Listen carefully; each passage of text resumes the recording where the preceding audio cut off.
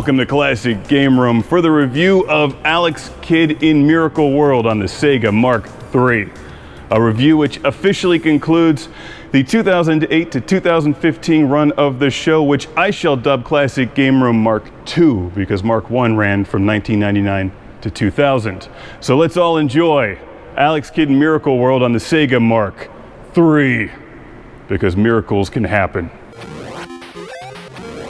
Released in 1986, Alex Kidd in Miracle World is the first game in the relatively short-lived Alex Kidd series. For a while in the mid to late 80s, Alex Kidd was so popular that he was the unofficial mascot of Sega before Sonic the Hedgehog demoted him. What did my man Alex do wrong? Perhaps it's just that he wasn't a bright blue hedgehog with red sneakers. And he's just a kid after all. But I think Alex Kidd is a great case study for why your video game icon has to stand out in a crowd. Like Pac-Man, you're never gonna miss Pac-Man. He's big and round and yellow. And Mario, he's a plumber with a red hat, a mustache. Who doesn't love a mustache? And the bright blue guy with spiky hair. However, Alex Kidd in Miracle World is an amazing platformer that all fans of the genre must play. This is the Sega Mark III version, which is simply the Japanese Master System. This game was actually built into the Sega Master System too.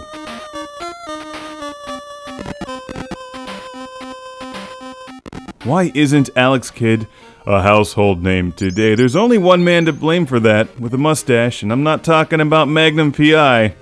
I'm talking about Mario, our favorite plumber. Super Mario Bros. Was released a year earlier and took the West by storm. And even though this game would be in the same genre, 2D platforming, it's a totally different game. Let's take a look. For starters, you don't hop on top of enemies to kill them. You punch them in the face with your giant Alex Kidd fist. Alex Kidd is a bad mother. What a nice, great-looking game this is. It's delightful. It doesn't have the speed of Sonic or the bounceability, if that's a word, of Mario. But it has a lot going on, great challenge, fun levels, and a store system where you can buy a motorcycle and crush enemies. There's even a pedal-powered Cobra Trouble Bubble. Now, admittedly, I'm not Mr. Platformer. It takes me a while to get into these games. I'm not usually very good at them. And I found that a walkthrough helped because there's hidden stuff everywhere that's fun to collect. This is actually the second Alex Kidd game that I've played. I played Alex Kidd in Shinobi World on the Master System. Still haven't completed the review for that yet, though.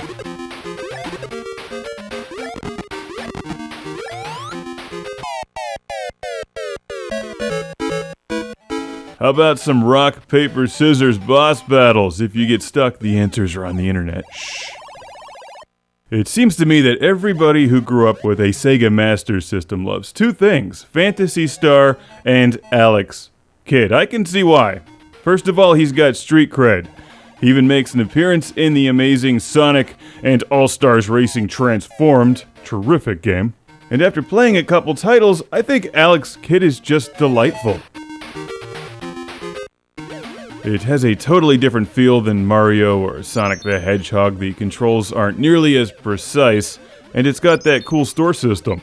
Also, there's no time limit, so feel free to take your time, explore.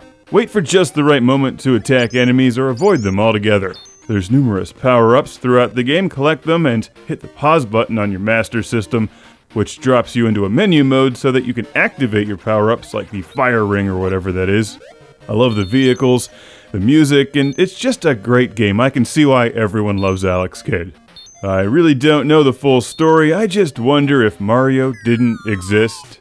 If Alex Kidd would be married to Princess Peach, because chicks dig sideburns. But, as we all know from watching years of Magnum P.I., they prefer mustaches. On that note, I've got a Classic Game Room shout out and thank you to send all the way to my man Chris from Jersey City, New Jersey. As you get into the game, Alex Kidd is harder than it looks. Some precision jumping is required, and he's not nearly as easy to control as a lot of other video game characters. I used an internet walkthrough which help to point out some hidden things here and there.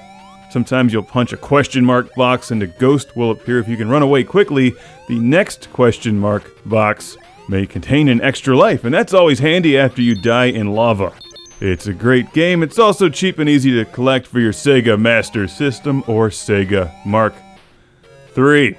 Now, let's all say goodbye to Classic Game Room Mark II. It's officially retired. But what came after the Sega SG-1000 Mark II? That's right. The Dreamcast. New Jersey!